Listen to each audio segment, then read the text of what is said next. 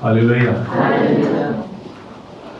अभी तक पिछले सत्र में हम लोगों ने सीखा था परमेश्वर से प्रेम करना, और अब हमारा चौथा पॉइंट है, चौथा बिंदु है, इसे आप लिख लें, दूसरों से प्रेम करना।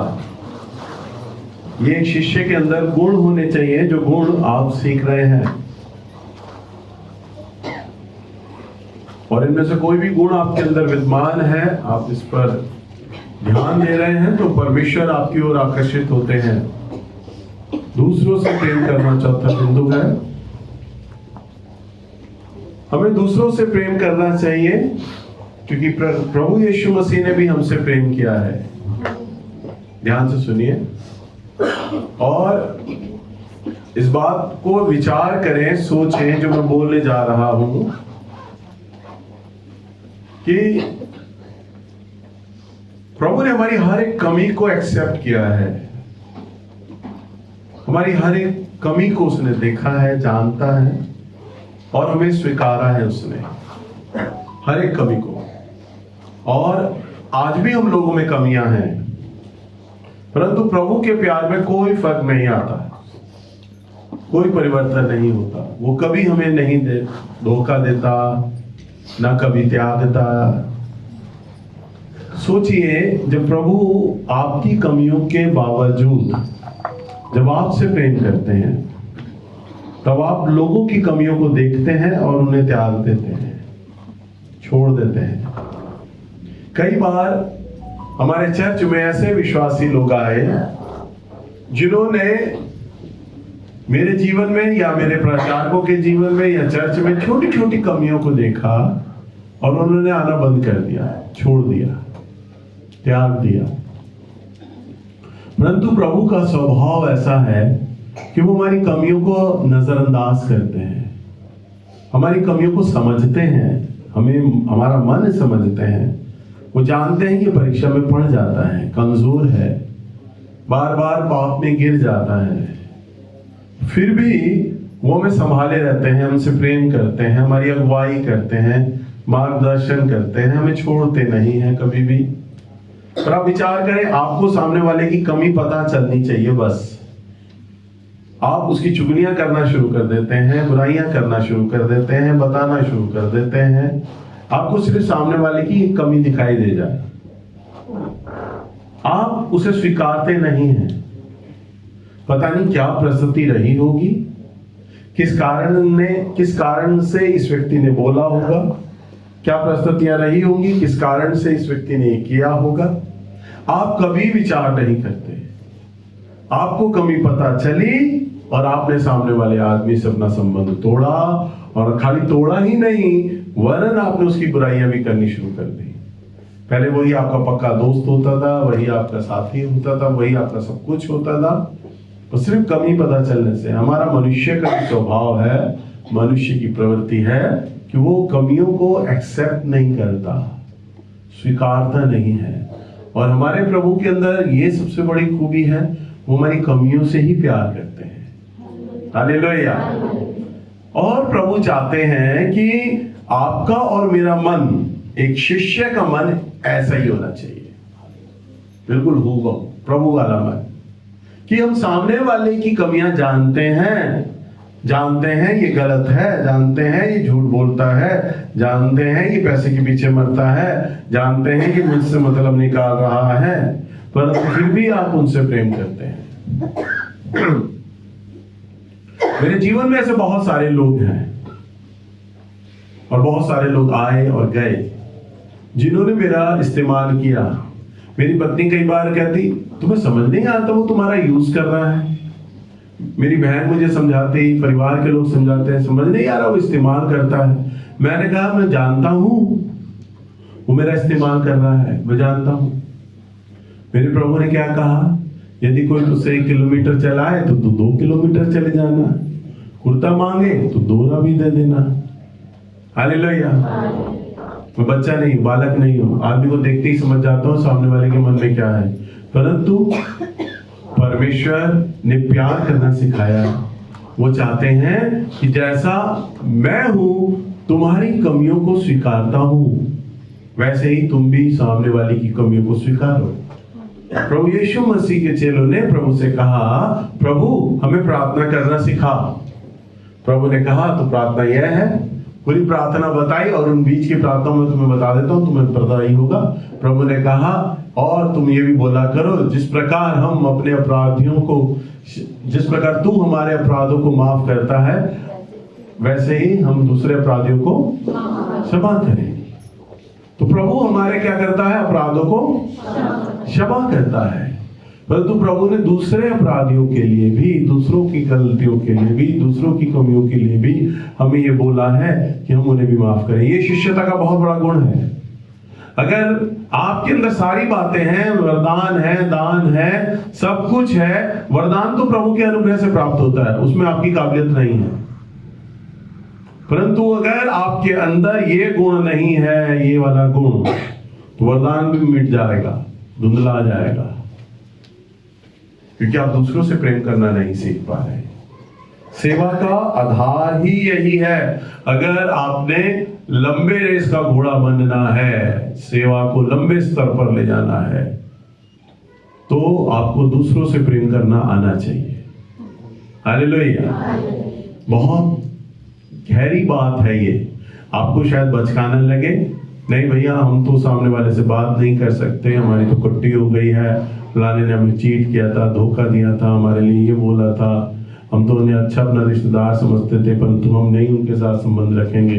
परंतु प्रभु ने बोला आपको क्षमा करना है। आपको क्या करना है? क्षमा कर रहा है, माफ कर रहा है, आपको अपना संबंध ठीक करना है। एक बार जॉर्ज ऑस्टिन प्रचार करते, मैं उनका प्रचार सुन रहा था, वही कहते कि एक बारी मेरा एक दोस्त था और जब भी मुझे तनख्वाह मिलती, मेरी नई नई नौकरी लगी थी, जॉर्ज ऑस्टिन बोलते हैं कि मेरी नई नई नौकरी लगी थी और मेरा एक दोस्त था और वो जैसी मुझे तनख्वाह मिलती वो आ जाता, यार मेरी पत्नी बीमार है और बच्चों के लिए पैसा चाहिए, थोड़ा दे दे, तो वो दे दिया करते थे। कह रहे फिर दूसरी तनख्वाह मिलती, वो उन्हीं दिनों तभी आता। कह रहा पूरा महीना नहीं आता, वो तनख्वाह मिलने के दिनों में ही आ जाता कि यार बच्चे की फीस देनी है, मुझे पैसा दे दे, मकान का किराया देना है, मकान का किराया दे दे। कह रहे मैंने 3-4 महीने देखा और फिर मैंने देखा इस आदमी ने ना अपनी आदत बना ली है, इसे इतनी जरूरत नहीं है, ये मेरा इस्तेमाल कर रहा है। जॉर्ज ऑस्टिन कहते हैं फिर मैंने है ना उस आदमी से, अब वो आदमी आता और मेरे को कहता कि भाई मुझे पैसे दे दे, तो वो कहता कि भाई मैंने अपने उन जगहों में पैसे खर्च कर दिए हैं, अब मेरे पास पैसा नहीं है। फिर मैं हाथ जोड़कर उसे सॉरी बोल दिया, 2 महीने बोला सॉरी, तीसरे महीने बोला, उस आदमी ने आना बंद कर दिया। मैं समझ गया कि वो मेरा इस्तेमाल कर रहा है। हालेलुया। आपको पता है सामने वाला आदमी आपको धोखा देता है, झूठ बोलता है, प्यार से कन्नी काट दो, अलग हो जाओ, परंतु लड़ाई झगड़ा, बदले की भावना रखना, लड़ाई झगड़ा करना या उसके बारे में बताना, चुगलियां करना, वो मत करो आप। बस अगर आपको लगता है आपके जीवन में गलत लोग हैं, गलत व्यक्ति है, तो आप प्यार से अलग हो जाओ। प्रभु ये नहीं कहता नहीं जी उससे रिश्ता बना लो, रिश्ता बना के रखो, वो तुम्हें लूटे जा रहा है, तुम्हारे लिए झूठ बोल रहा है, तो भी आप संबंध बनाओ, प्यार से अलग हो जाओ। परंतु अब आपको पता है सामने वाले से नहीं निभेगा हमारा रिश्ता, प्यार से अलग हो जाओ बस। पर उसके बारे में चुगलियां वगैरह आप ना करें, धोखा ना दें, लड़ाई झगड़े का प्लान ना बनाए, योजनाएं ना बनाए। बस आपने उसे माफ कर दिया, दिल से माफ कर दिया, तूने मेरे साथ धोखा किया था, चल मैं तुझे माफ कर रहा हूँ, तूने मुझे पैसा लूटा था, मैं तुझे माफ कर रहा हूँ, बस अब मैं जान गया हूँ, तूने मेरी कमेटी लेके भागा था, अब मैं दोबारा कमेटी नहीं डालूंगा। आप कमेटियां डालते हैं ना बढ़िया, तो आपको पता है ना कौन सा आदमी कौन सी औरत मेरी कमेटी लेके भागा था, तो प्रभु ने बुद्धि दिया, तो दोबारा आप कमेटी ना डालें। परंतु ये नहीं कि आप उसकी पुलिस कंप्लेंट करा रहे हैं, उसे मार रहे हैं, पीट रहे हैं, वो मत करिए। हालेलुया। तो आपको क्या करना है? दूसरों से प्रेम करना है। हालेलुया। ये बहुत बड़ी बात है। जब आप अन्य जाति लोगों से, जो दूसरे लोग हैं, आप उन्हीं से प्रेम नहीं कर पाते, तो आप अपनी कलीसिया से भी क्या आप प्रेम करेंगे? और जो मनुष्य दिखने वाला मनुष्य है जिससे आप प्रेम नहीं कर सकते, तो जो ना दिखने वाला परमेश्वर, उससे कैसे प्रेम करेंगे? हालेलुया। प्रभु ने, आपने प्रभु को देखा? वो तो वचन में दिखाई देता है, उसकी सामर्थ्य तो वचन के द्वारा पता चलती है, वचन से ही हमारा उसका इंट्रोडक्शन होता है। तो वो ना दिखने वाले परमेश्वर से आप कैसे प्यार करेंगे? जो दिखने वाले लोग हैं आप उन्हीं से प्यार नहीं कर पा रहे। तो आपको पहले प्रैक्टिस करना है, जो दिखने वाले मनुष्य हैं आप उनसे प्रेम करें, क्योंकि परमेश्वर चाहता है। हालेलुया। सो अगर हम मत्ती की किताब में देखें 22 अध्याय और इसका 39वां पद, और उसी के समान यह दूसरी भी है कि तू अपने पड़ोसी से अपने समान प्रेम रख। हाँ, कौन सी आज्ञा है प्रभु ने? एक आज्ञा तो ये बताया, अभी हम सीख रहे थे, तू अपने प्रभु परमेश्वर से संपूर्ण बुद्धि, संपूर्ण सामर्थ और संपूर्ण मन से क्या करना? प्रेम करना। और इसी के समान दूसरी आज्ञा ये है कि तू अपने पड़ोसी को अपने समान क्या करना? प्रेम करना। आपको दूसरों के साथ अपने समान प्रेम करना है, दूसरे लोगों की आपको चिंता होना है। हालेलुया। आपको सिर्फ अपने परिवार की चिंता नहीं करनी, दूसरों की चिंता करनी है। जो विश्वासी लोग हैं, आप लोग, आपका परिवार का कोई व्यक्ति आता है तो आप उसके लिए सीट बचा कर रखते हैं, परंतु आपको दूसरों के लिए भी सीट बचानी है। हालेलुया। हमारे कलीसिया में कई बार चप्पल चोर आते हैं, चप्पलें चुरा लेते हैं, नई सैंडल, नई चप्पल देखी वो पहन लेते हैं, अपनी पुरानी चप्पल छोड़ जाते हैं।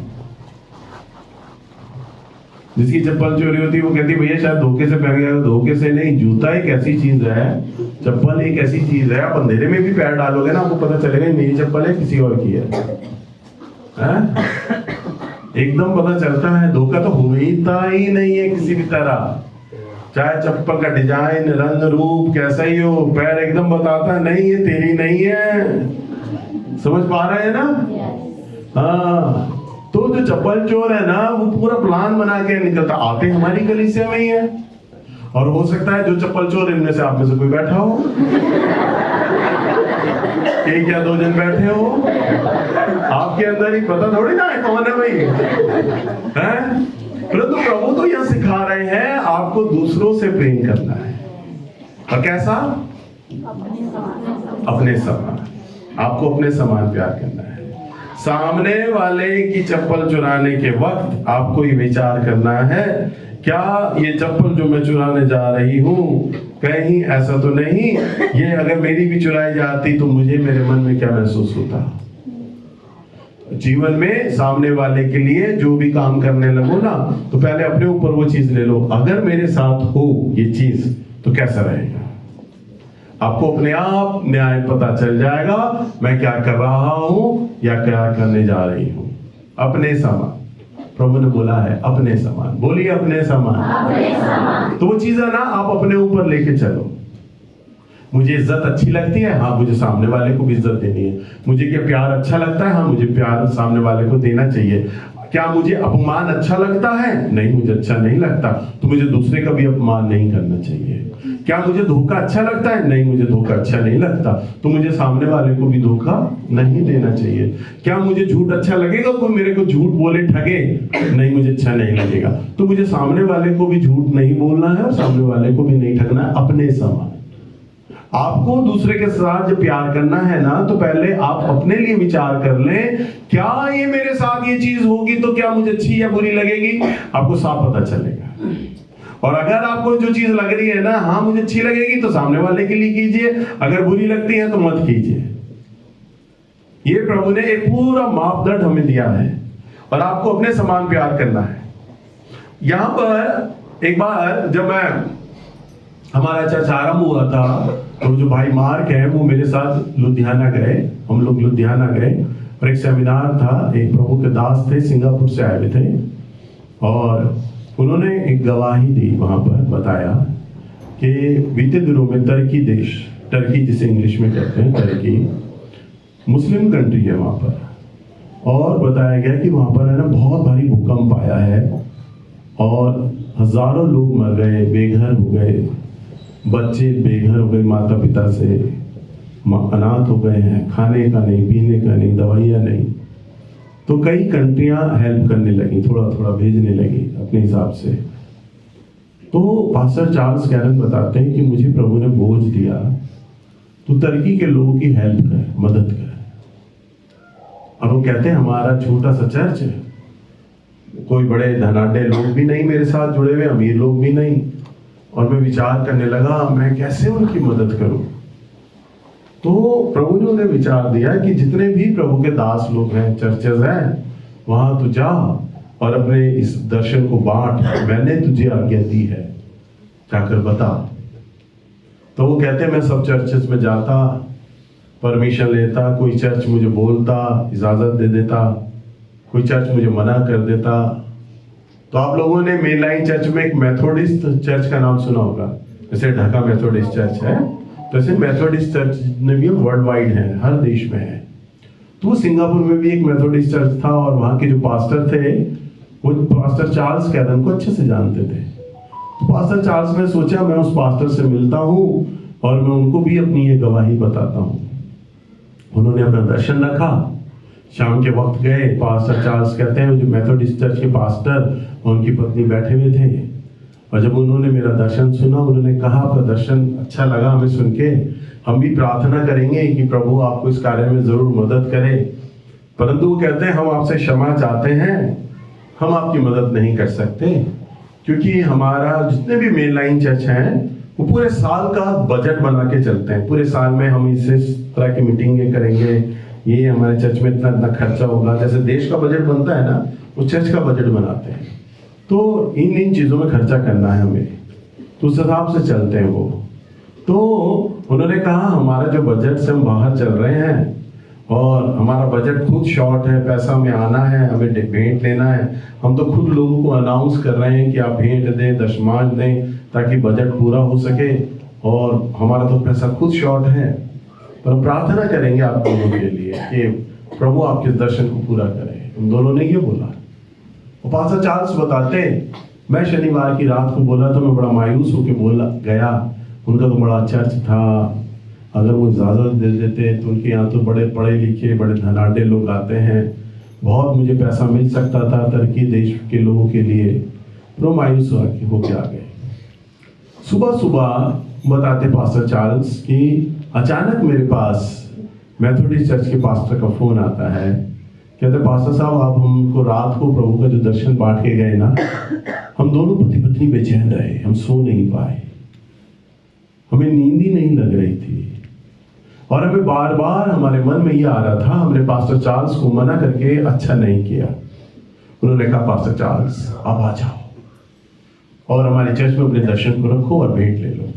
संडे मॉर्निंग पास्टर चार्ल्स उनके चर्च जाते हैं, वो दर्शन बताते हैं, और जितने भी मेन लाइन चर्चेज हैं उनमें जो भेंट ली जाती है, तो आपने देखा होगा जैसे हमारी लड़कियां आती है ना भेंट लेने के लिए, तो भेंटे डालते हैं। तो भेंटे डालने के लिए वो आए, तो जब दर्शन सुना ना, तो जब भेंट लाने के लिए जब लड़कियां आई ना सामने, तो कलीसिया खड़ी हो गई। कलीसिया कहती कि आप अब इन बेटे बेटियों से, उन्हें अशर्स कहा जाता है, क्या इन अशर्स को पैसा नहीं देंगे, आप प्लीज बेडशीट भिजवाइए कोई चर्च में। तो पादरी भौचक्का रह गया, बेडशीट क्यों कह रही है कलीसिया?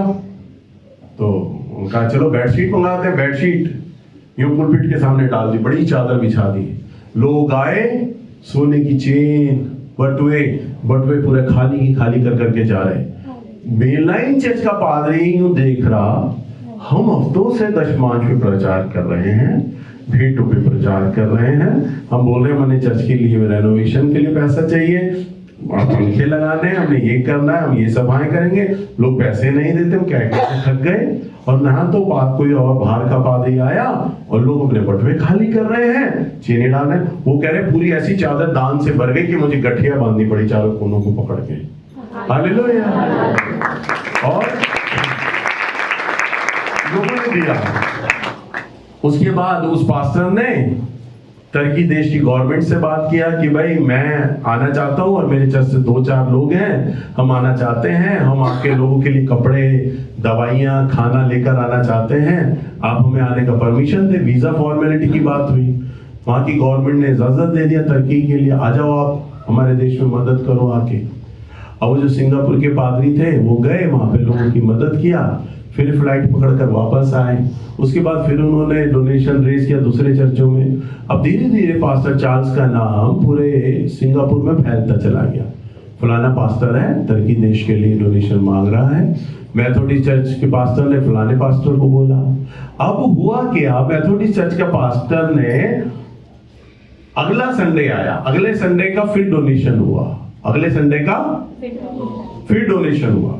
वो खुश होके पास्टर चार्ल्स को ये बोलता है, गवाही देता है, भाई साहब आप पिछली बार आए थे ना, आपने हमारे चर्च से डोनेशन रेज किया था। वो कहता हाँ, कहता उसके बाद जो संडे आया है ना, हमें इतना ऑफरिंग आ गया, हमारे पूरे साल का बजट कवर हो गया, हमें पैसे की तंगी खत्म हो गई, इतना पैसा आ गया।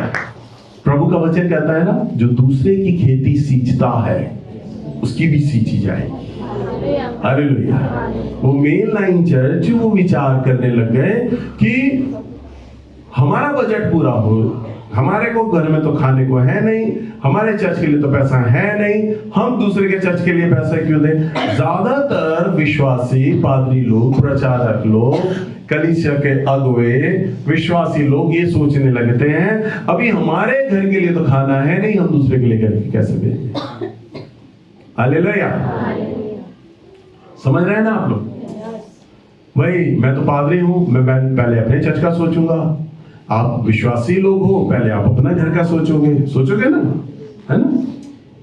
अब मान के चलो, उदाहरण के तौर पर अभी ये सेमिनार चल रहा है, इस सेमिनार का खर्चा कितना है? 100 रुपया रजिस्ट्रेशन। कितना?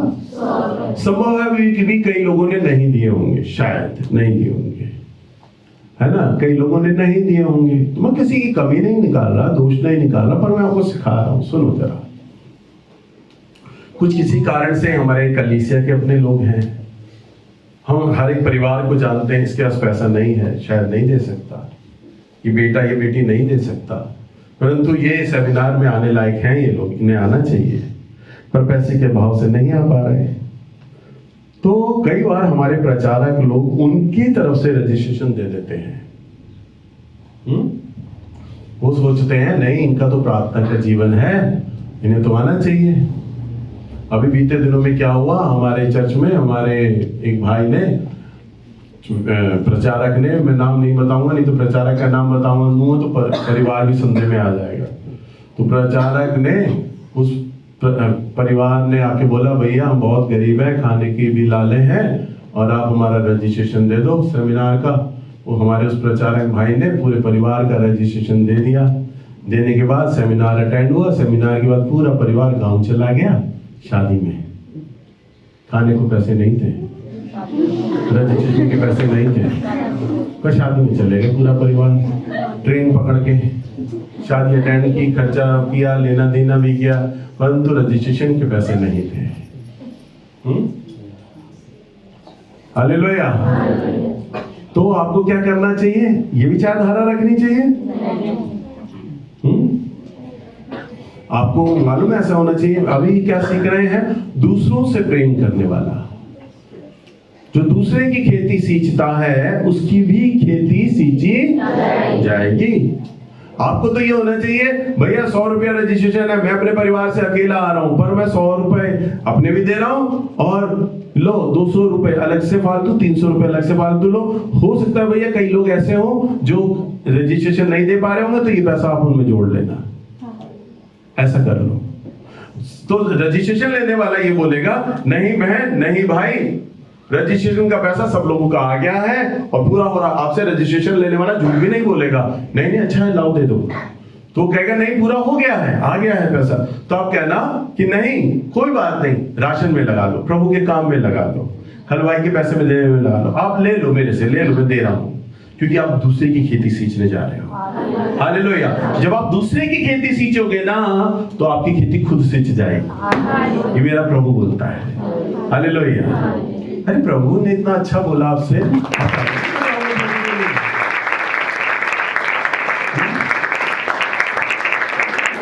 तो पास्टर चार्ल्स कैरन तुर्की देश जाने लग गए, दूसरों की खेती सींचने लग गए। अब चार्ल्स कैरन को लगा कि प्रभु मुझे है ना ये तरकीब में प्रचार करना चाहिए, यहाँ तो अपने अच्छे लिंक बनने लगे। प्रभु ने कहा नहीं, ये मुस्लिम कंट्री है, ये बड़े सख्त हैं, इन्हें मेरा संदेश मत दे, मेरा प्रचार मत कर, इनकी सिर्फ सेवा कर। वहां जा, उनकी मदद कर, सेवा कर। प्रभु यीशु मसीह ने बोला मेरा नाम तक वहां ना लेना, तुम बिल्कुल बताना मत कुछ भी, बाइबल के बारे में खोलना ही मत, तुम जाके सेवा करो बस। तो पादरी साहब, चर्च के लोग वहां सेवा देने लग गए।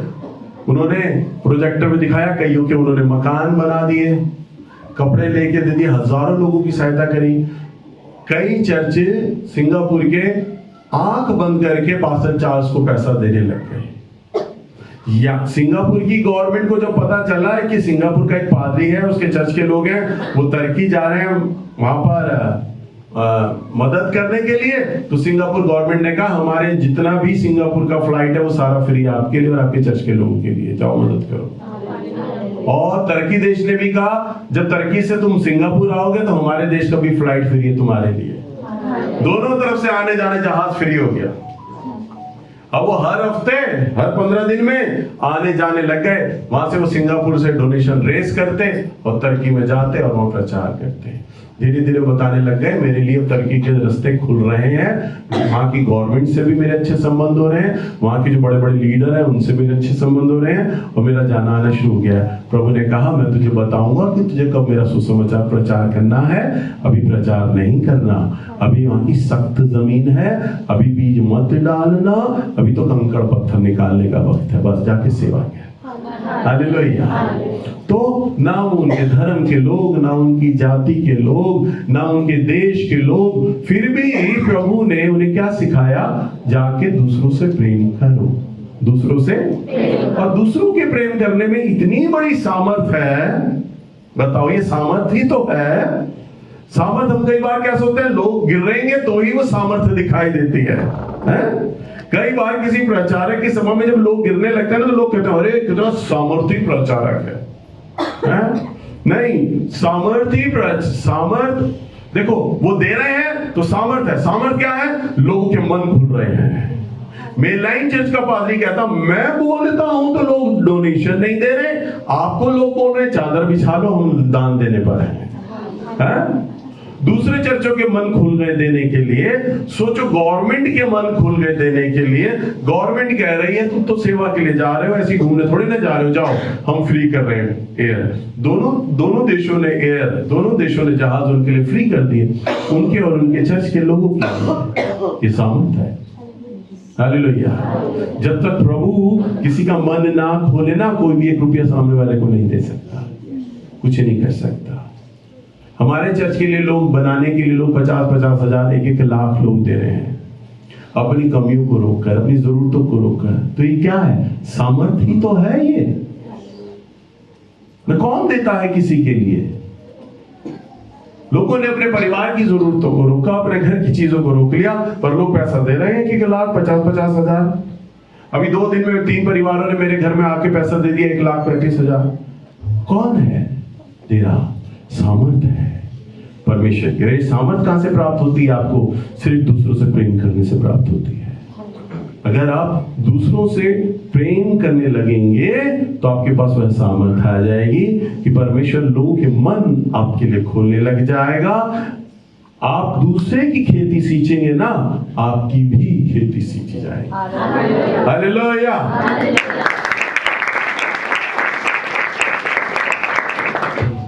यहां पर एक बात आती है कि एक अलग पॉइंट है, लिख लो 5वां पद। अभी मैंने आपको बताया था अलग दिखना, 5वां पद। अलग दिखने का मतलब क्या है?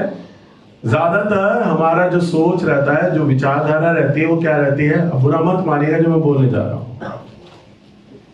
समाज को खुश करने के लिए, रिश्तेदारों को खुश करने के लिए, बिरादरी को खुश करने के लिए, पड़ोसियों को खुश करने के लिए, वो खुश हो जाएं, हमारे गली के लोग हमसे खुश रहें, रिश्तेदार हमसे खुश रहे, हमारी जात बिरादरी के लोग हमसे खुश रहे, हम दूसरों को खुश करने के लिए, हम समाज में, रिश्तेदारी में कैसे फिट हो जाएं, हम इन बातों की चिंता करते हैं। और इन बातों की चिंता लेकर हम परमेश्वर को लेकर और परमेश्वर के वचन को लेकर हम कई बातों में तोड़ मरोड़ देते हैं और समझौता करते हैं। समझ पा रहे हैं आप लोग? तो मोड़ते हैं और समझौता करते हैं।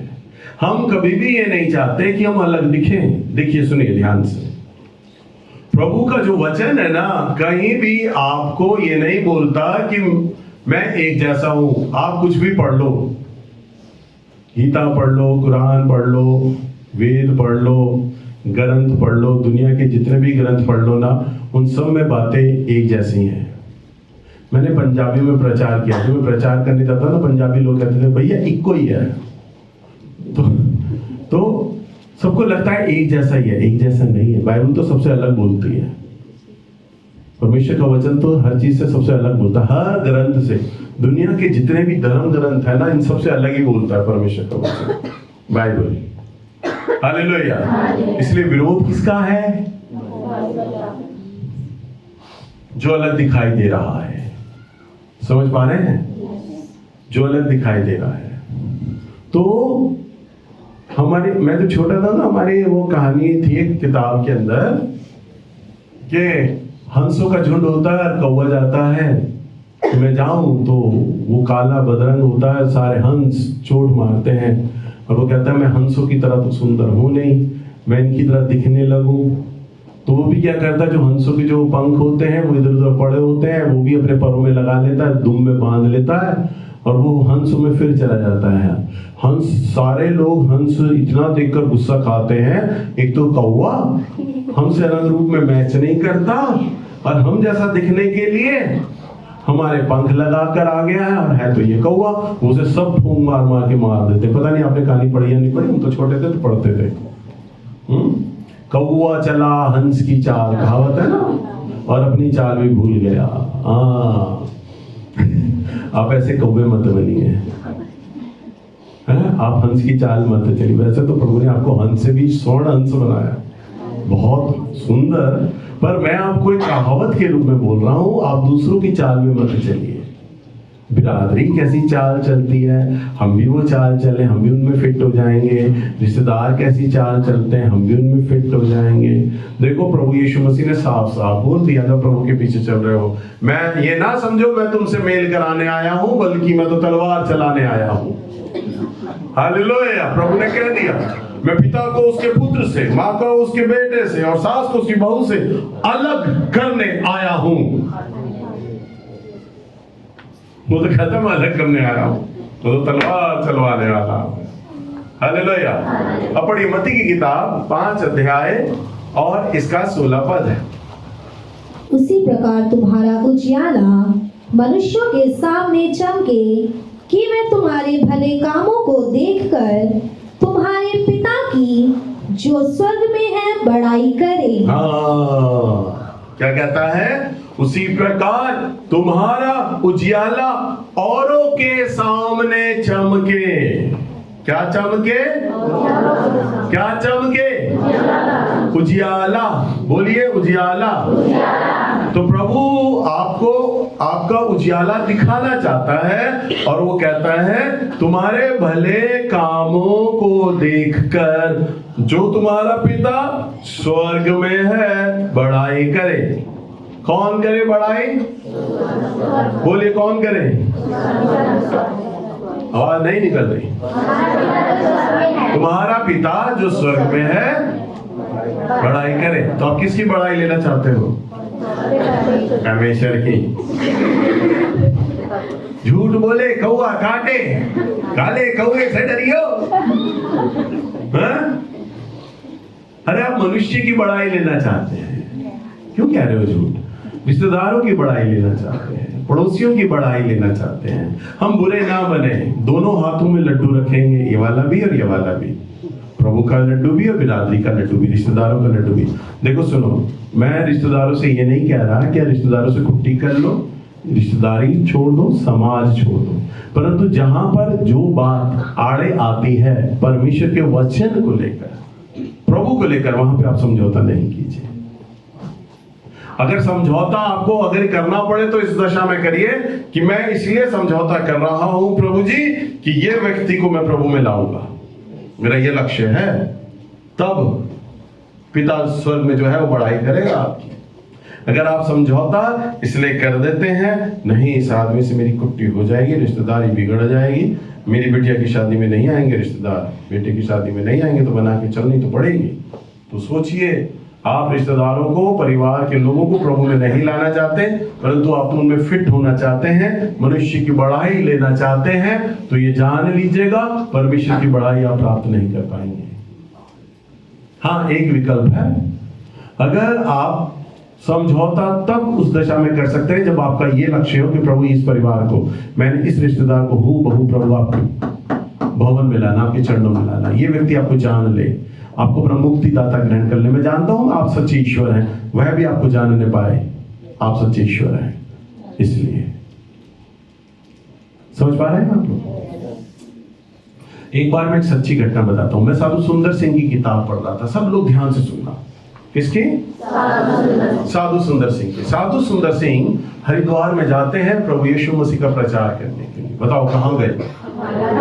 हरिद्वार प्रचार करने जाते हैं, और एक मंदिर के बाहर बहुत भीड़ देखते हैं, लाइन लगी हुई देखते हैं। वो कहते हैं यहाँ भीड़ भी है, लाइन भी है, इनमें मैं प्रचार करता हूँ प्रभु के बारे में। और वो प्रचार करने लगते हैं। अचानक मंदिर के अंदर झांक के देखते हैं कि वहाँ एक पुजारी है और पूजा पाठ कर रहा है, और पुजारी भी साधु सुंदर सिंह को बड़े गौर से देखता है यूं। और वो देखते हैं कि पुजारी तो मुझे बड़े गौर से देख रहा है। कहते हैं कोई बात नहीं, मैं तो अपना प्रभु का वचन प्रचार करूंगा। और जैसे वो मुंह खोलने पर होते हैं, मंदिर का पुजारी खड़ा होकर भाग कर प्रचारक साधु सुंदर सिंह के पास आता है, साधु सुंदर सिंह का हाथ पकड़ता है, साइड में ले जाता है। कहते हैं साधु जी ये आप क्या कर रहे हो? वो कहते हैं मैं तो प्रचार करने आया हूँ। कहते हैं मैं जानता हूँ आप मसीह साधु हो। वो जो पुजारी है ना मंदिर का, वो साधु सुंदर सिंह को कहता मैं जानता हूँ आप मसीह साधु हो। वो चौंक गए सुनकर, तूने कैसे जाना मैं मसीह साधु? पादरी का कोई ड्रेस नहीं, पुजारी ने भी गेरुआ वस्त्र पहना हुआ और साधु सुंदर सिंह ने भी गेरुआ वस्त्र पहना, दोनों ही जैसे साधु लग रहे। और साधु सुंदर सिंह तो फिट हो जाते आराम से, क्योंकि दाढ़ी थी, लंबे लंबे बाल थे, गेरुआ वस्त्र था, वो तो लगते ही साधु थे, किसी को भी प्रभु के बारे में बता सकते थे। अब वो साधु मंदिर का कहता है ये आप क्या कर रहे हो? तो उन्होंने कहा मैं प्रचार कर रहा हूँ। कह रहे ऐसा मत करो प्रचार। कह रहे साधु जी अब बड़ी खुशखबरी सुनने वाले हो आप। वो कहता पुजारी साधु जी आप सोच रहे हो आप अकेले प्रचारक हो हरिद्वार में? कह रहे मैं भी मसीह प्रचारक हूँ। अब वो बोलते साधु जी तू अगर मसीह प्रचारक है तू मंदिर में क्या कर रहा है? तू तो पूजा पाठ करवा रहा है, सब करवा रहा है। कह रहा हम क्या करें, हमारी पंडिताई चली आ रही है लोगों में। कह रहे पुरखा हमारे पंडित थे, हम तो यहाँ पंडिताई कर रहे हैं, मैंने प्रभु को जान लिया। कह रहे यही लोग जो प्रसाद चढ़ा रहे हैं, आरती के लिए आते हैं, जब ये लोग आते हैं अपनी समस्याएं रख रहे हैं, आके बताते हैं, तो मैं इनसे कहता हूँ अकेले में अच्छा ऐसा करना, रात को मेरे घर आना, तब मैं कोई उपाय बताऊंगा।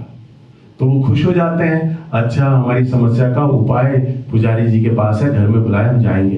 कह रहे मैं जब वो जाते हैं तब वो उपाय के बारे में बताता हूँ और फिर धीरे धीरे करके उन्हें मैं प्रभु का वचन प्रचार करता हूँ। पुजारी ने अपने कंठी में से यहाँ से कपड़ा लपेटा हुआ था, बाइबल निकाल ली उसने, छोटी बाइबल। कह रहे देखो प्रभु का वचन मेरे पास है। कह रहे पादरी साहब, कह रहे साधु जी मैं यहाँ के सारे प्रचारकों को जानता हूँ, जैसे मैं मंदिर में हूँ ना पर मैं मसीह प्रचारक हूँ, ऐसे जितने भी मंदिरों में ना सब मसीह प्रचारक हैं। आपको पता नहीं चलेगा, यहाँ प्रभु यीशु मसीह का प्रचार हो रहा है। हालेलुया, प्रभु का प्रचार हो रहा है। तालियां नहीं बजाओ।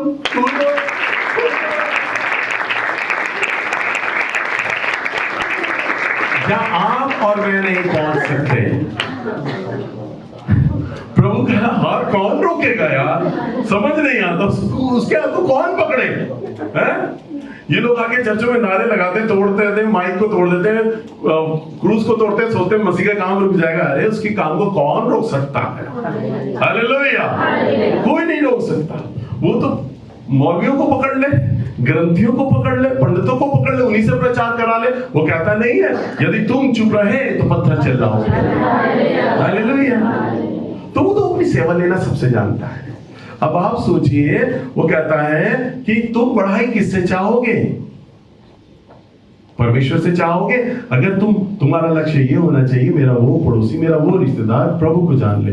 वो पुजारी होने के बाद मंदिर में इसलिए बैठा है पैसे इकट्ठा करने के लिए नहीं, वो कहता मेरे कांटेक्ट है, मेरे लोग लिंक है, लोग मेरी इज्जत करते हैं, मैं जिसको जो बोलता हूँ मेरी बात मान जाते हैं। अब मैं सच्चे ईश्वर को जान गया हूँ, तो मैं सच्चा ईश्वर के बारे में इनका परिचय करा रहा हूँ।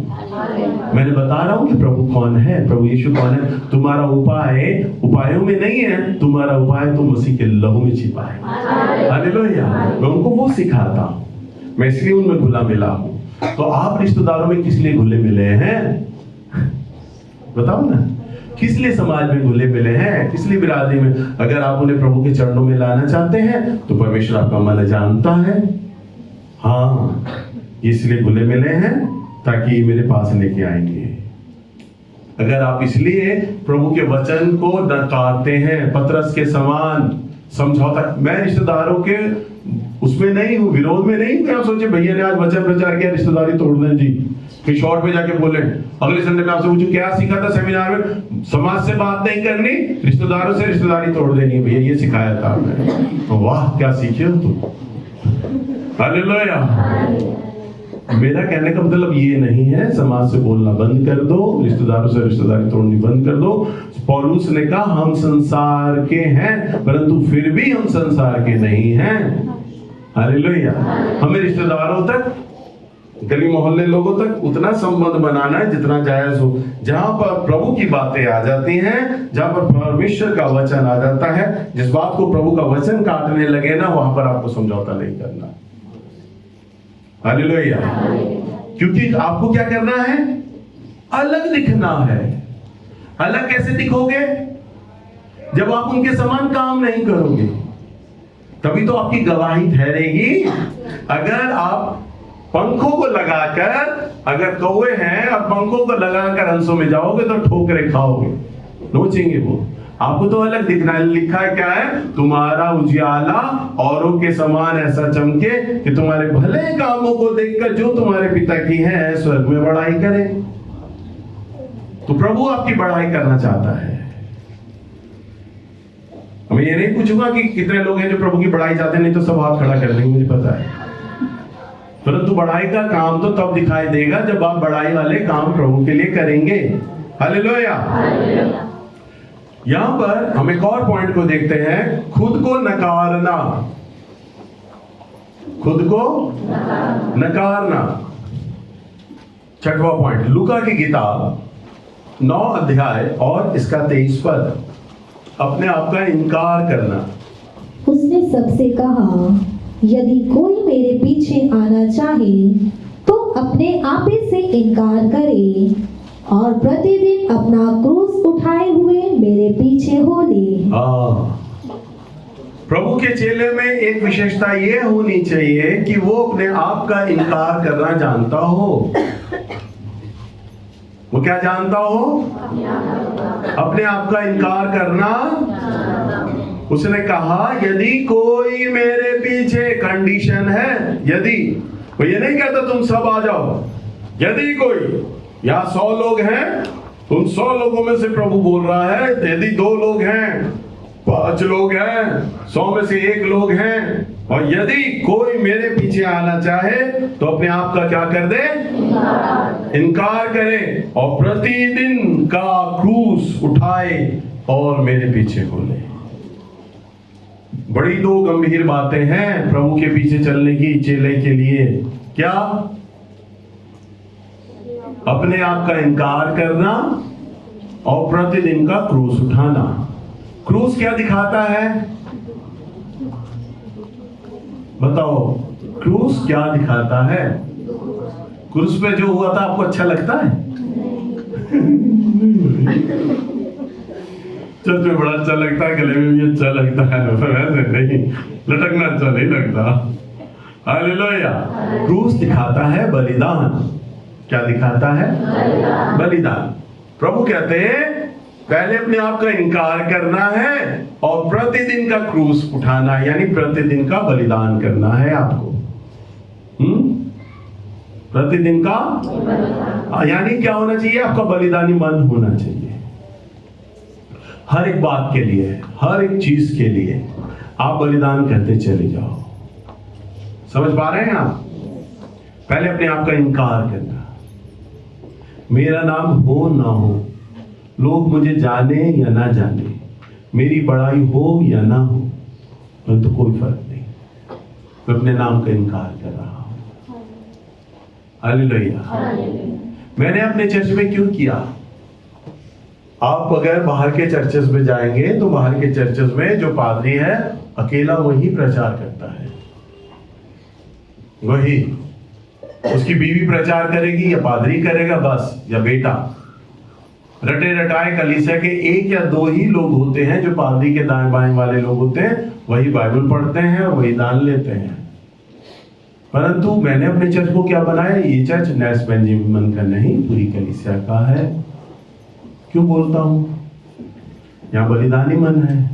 दूसरा, मैं बड़ाई नहीं कर रहा, परंतु दूसरे चर्चेस में मालूम है एक दर पादरियों को क्या रहता है, अगर मैंने इसको खड़ा कर दिया, प्रचारक बना दिया, तो कल को यही मेरी कलीसिया तोड़ेगा और ये पादरी बन जाएगा। और हो सकता है पादरी को ये भी डर लगता है, मैंने इस बहन को खड़ा किया, इस भाई को खड़ा किया और इसने मुझसे बड़ा अच्छा प्रचार कर लिया, तो मेरी जो बड़ाई है वो नहीं होगी, सब बोलेंगे अरे भैया क्या प्रचार किया था। मान लो मैं काजल को ही खड़ा कर दूं और काजल प्रचार करे, तो काजल इतना अच्छा प्रचार करे, सब लोग दांतों तले उंगली दबाने, अरे इस लड़की तो बाइबल बैठ के पढ़ती थी, इतना अच्छा प्रकाशन है, उसने तो हमारे भैया जी को भी पीछे फेंक दिया। शाऊल को क्यों जलन हुई? लोगों ने दाऊद के लिए नारे लगाए। जब दाऊद गोलियत को मारा, लोगों ने क्या नारे लगाए? शाऊल ने 1000 को मारा, दाऊद ने 10,000 को।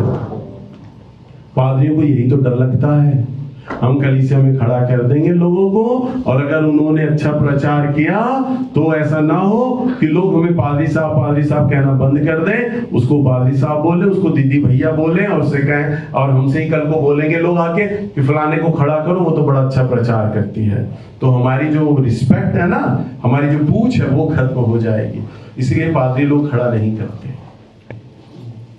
परंतु मेरे मन में डर नहीं है कि मेरी पूछ खत्म होगी, क्योंकि मैं बलिदानी वाला मन व्यक्ति हूँ। मैं चाहता हूँ मेरी कलीसिया मेरी ना रहकर पूरी कलीसिया का ये चर्च हो जाए, क्योंकि ये चर्च तो मेरे प्रभु यीशु मसीह का है, नेल्स बेंजामिन का नहीं है। हालेलुया। मैं सबको खड़ा करता हूँ और कलीसिया के लोग आके मेरे सामने तारीफ करते हैं, भैया फलानी दीदी भैया को आपने दिया था ना, अरे बड़ा अच्छा प्रचार किया, मुझे खुशी होती है, अरे मेरे बच्चों की तारीफ कर रहे हैं कलीसिया के लोग। और मेरी इज्जत में भी कोई कमी नहीं आती। कलीसिया के लोग ये भी नहीं कहते, अरे नहीं भैया से अच्छा प्रचार कर रहे हैं, मैं नहीं, हमारे अगवा ये नहीं होनी चाहिए, हम फलाना हो जाए। मेरी इज्जत में भी कोई कमी नहीं प्रभु आने दे रहा है। कई बार मैं विचार करता हूं, मेरी इज्जत में कोई कमी नहीं है, पादरियों को क्यों डर खाया जा रहा है? पादरी लोग क्यों नहीं अपनी कलीसिया में प्रचारकों को खड़ा करते, सेवकों को खड़ा करते? मेरे कलीसिया में जो लोग दान वरदान पाए हुए आते हैं, मैं उन्हें क्यों मौका देता हूं? ताकि उनका दान, उनका वरदान प्रभु के लिए इस्तेमाल हो, जिसके लिए वो बुलाए गए हैं, जिसके लिए वो बनाए गए हैं, उनका दान वरदान इस्तेमाल हो प्रभु के लिए। परंतु मैं वन मैन आर्मी नहीं हो सकता, सारे काम मैं नहीं कर सकता। परंतु मैं चाहता हूं मेरे चर्च में परमेश्वर का काम बहुत उत्तमता के साथ हो। हर एक व्यक्ति अपनी जगह पर सिद्ध है, अपनी जगह परफेक्ट है, क्योंकि उसे स्वर्ग से वो दान वरदान मिला है परमेश्वर की सेवा को करने का, तो वह कर सके। तो ये क्या है मेरे भीतर?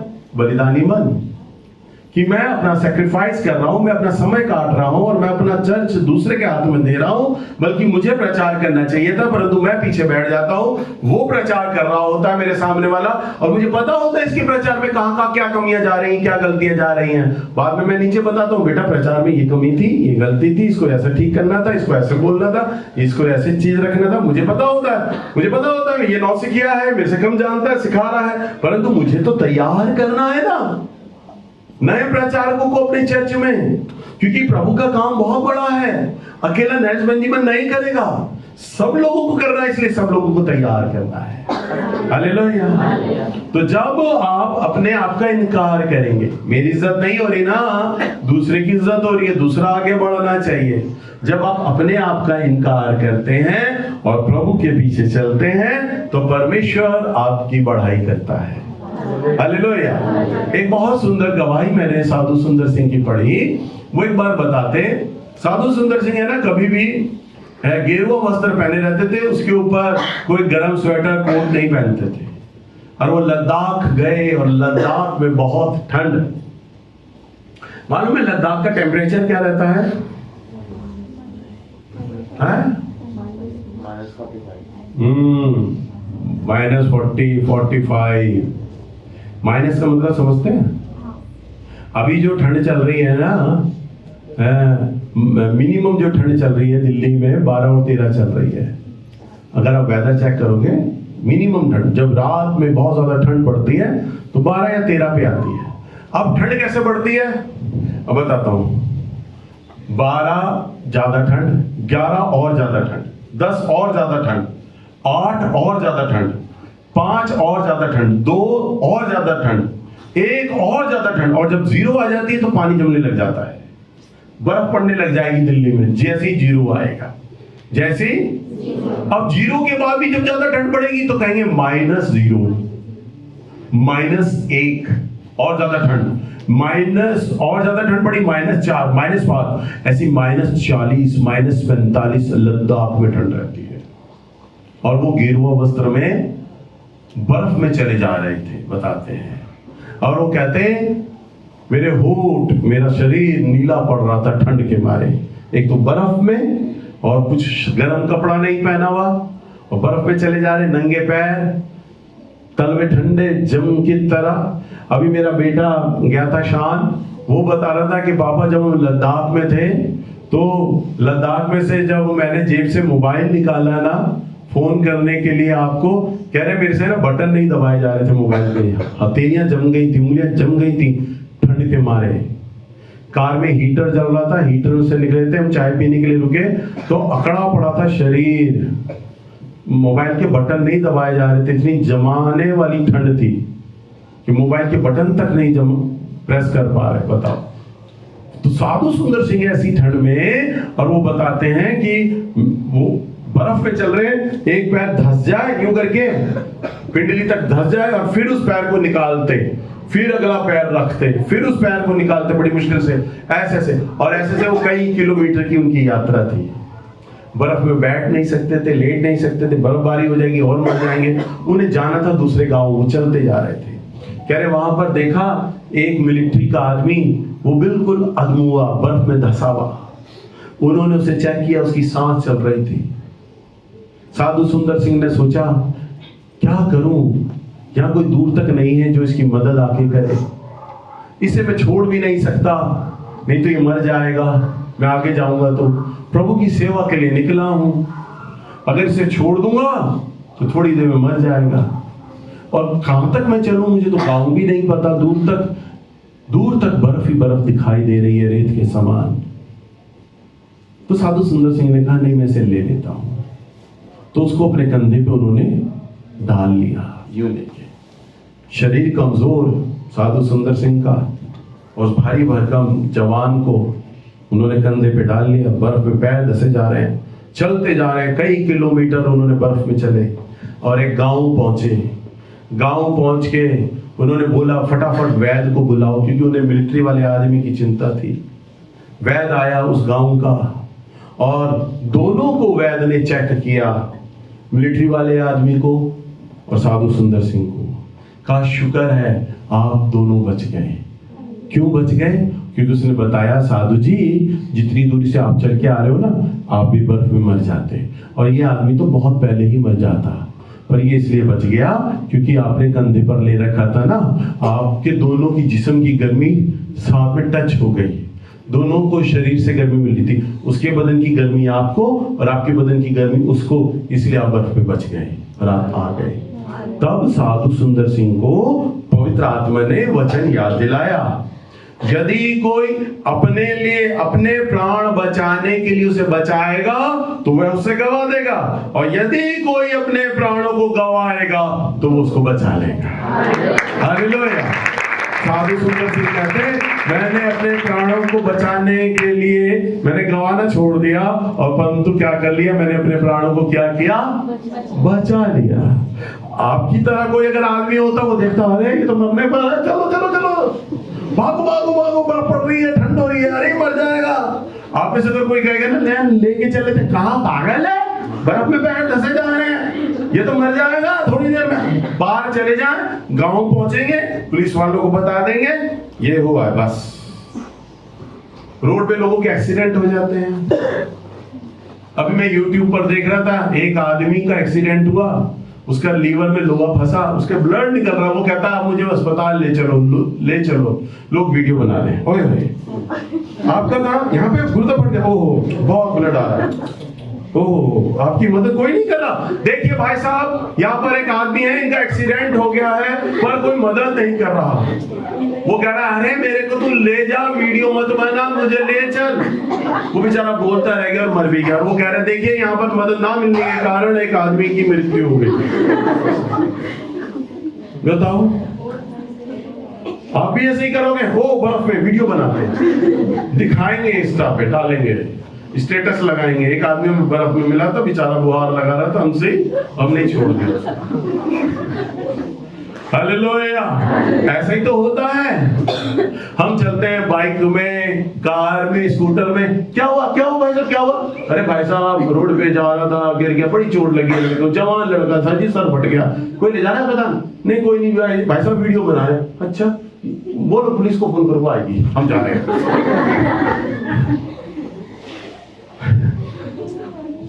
हालेलुया, हम अपने प्राण बचा लें, हमारे प्राणों की हानि नहीं होनी चाहिए।